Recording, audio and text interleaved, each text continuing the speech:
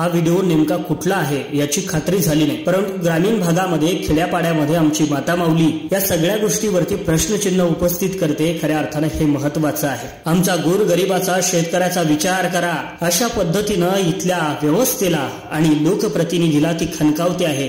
यातच आलं सर्व। ग्रामीण भागामध्ये थकलेला पिचलेला समाज, या समाजाचा कधीच विचार इथल्या नेते मंडळींनी केला नाही। स्वतःच्या स्वार्थापायी राजकारणाचा प्रचंड विध्वंस करणाऱ्या या व्यवस्थेला खऱ्या अर्थाने ही जबर चपराक आहे। ज्या आजीबाईचं शिक्षण झालेलं नाही, ज्या आजीबाईला फारसं काही लिहिता वाचता येत नाही, पण आपल्या हिताचं नेमकं काय या सगळ्या गोष्टी तिला कळतात। आणि एवढंच नाही तर तिच्या हक्कासाठी न्यायासाठी ती खंबीरपणे लढायला सुद्धा उभं राहू शकते। हातात माईक घेऊन या आजीबाई प्रश्न विचारतायत, आमच्या शेतकऱ्याचा गोरगरिबाचा विचार करा, आम्हाला नेमकं पाणी का येत नाही, अशा पद्धतीचा सवाल त्या आजीबाई करताना पाहायला मिळतात। एक धुरंधर रणरागिणी त्या आजीबाईच्या रूपानं या व्हिडिओतनं आपल्याला पाहायला मिळते। हा व्हिडिओ आहे एका उपोषणामधला आणि त्या उपोषणामध्ये लोकप्रतिनिधी त्यांच्या भाषणामध्ये आजीबाई त्यांना प्रश्न विचारतात। आमच्या गोरगरिबाचा विचार करा अशा शब्दामध्ये थंडावून सांगतायत। एवढंच नाही तर आम्हाला पाणी का मिळालं नाही हा सवाल तितक्याच पोटतिडकीने